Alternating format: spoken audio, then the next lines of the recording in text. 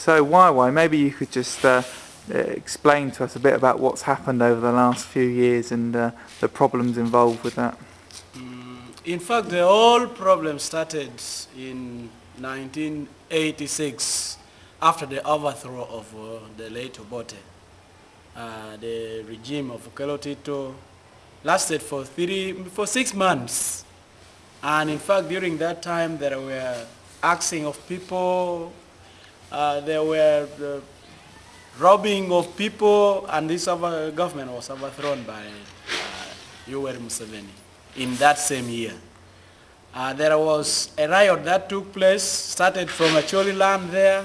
The Coin Rebellion started with Alice Lakwena, and then the Coin took over in 1988. Everything was brought down. There were amputations when you are caught, your arms amputated. They could even lock your lips with with the locks. So you find that the lips have locks on and the keys are not there. You run with the lips that have been locked. They said you should not tell about them that they have come around.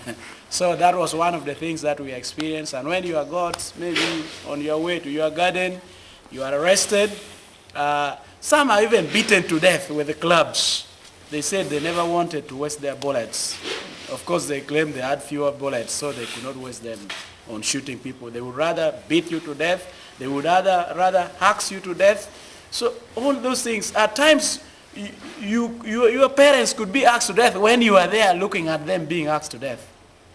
And that was actually absurd. We had actually a lot of trauma from that.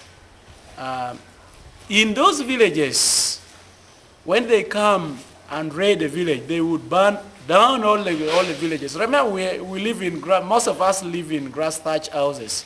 So they come set fire on those houses, and even when you are inside those houses, you are burnt inside there.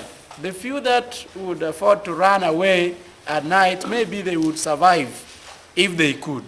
But some would survive that and again still be arrested and beaten to death. Some could still be axed to death.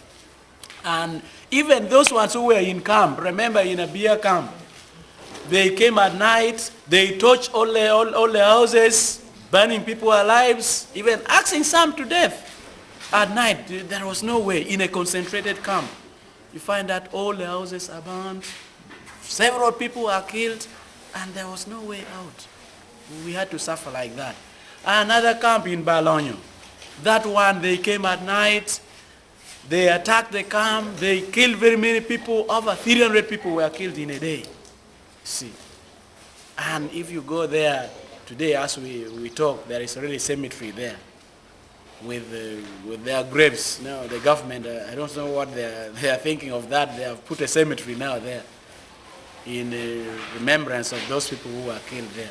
So in fact, the whole thing started from Acholi sub-region up to Lao, going to Tesho, and then it spreads all over the northern region here.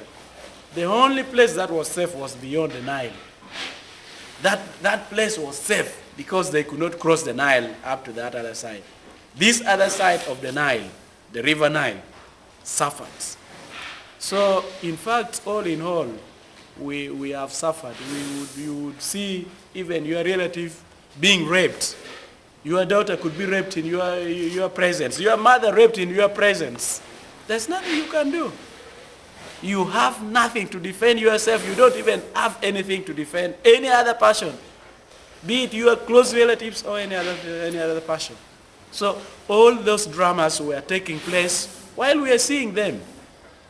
So in other words, this side of the country has suffered